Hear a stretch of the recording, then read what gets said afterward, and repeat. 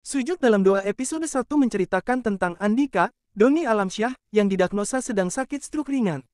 Sinopsis seri Sajadah Panjang, Sujud dalam doa episode 1 Andika yang merasa khawatir dengan diagnosa dari dokter tentang pendarahan yang terjadi di otaknya. Melihat dirinya yang sedang sakit membuat Andika merasa rendah diri dan merasa bersalah melihat istrinya yang harus bekerja karena penyakitnya sudah tahun lebih Andika tidak bekerja. Sehingga Andika menyuruh istrinya agar tidak lagi mengantarnya ke rumah sakit apalagi melihat istrinya dimarahi sama kliennya.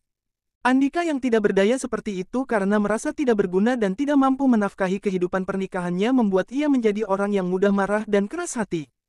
Melihat keterbatasannya sebagai kepala rumah tangga membuat Andika tidak mau menerima bantuan dari istri dan anaknya. Tanda tanya. Setelah pulang dari rumah sakit Andika mendapatkan kejutan dari anak-anaknya namun ia sama sekali tidak tersenyum hingga akhirnya istrinya menyuruh Andika untuk tersenyum. Andika melihat perjuangan anaknya untuk memberikan kejutan ulang tahunnya merasa terharu.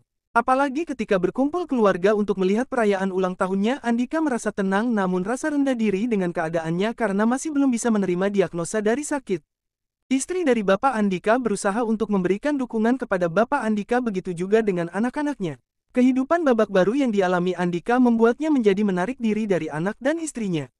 Ketika anak kedua dari Andika menceritakan tentang kehidupan mahasiswanya yang berat semakin membuat Andika merasa bersalah karena telah memaksa anaknya untuk kuliah kedokteran. Di sisi lain anak pertama dari Andika bernama Arya yang diterima bekerja sebagai bagian dari tim chef masih menyesuaikan diri bekerja di salah satu restoran mewah.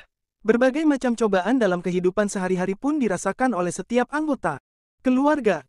Pak Andika dengan rasa bersalahnya, Bu Aida istri dari Bapak Andika yang harus berjuang agar jualan online nasi tumpengnya mendapatkan kepercayaan lagi karena setelah Bapak Andika terdiagnosa stroke selalu saja ada gangguannya.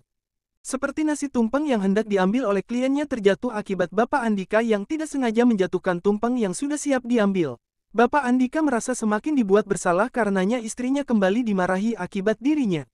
Arya sebagai anak pertama yang merasa bahwa tanggung jawabnya besar apalagi melihat konflik yang terjadi di antara bapak dan ibunya.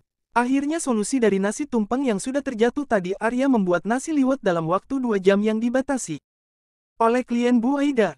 Arya, Bapak Andika, dan Nala, pacar Arya, saling bekerja sama untuk tidak membuat klien ibunya kecewa.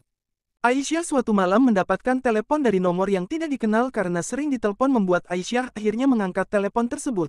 Ternyata telepon itu berasal dari orang bernama Tio yang merupakan Om Aisyah.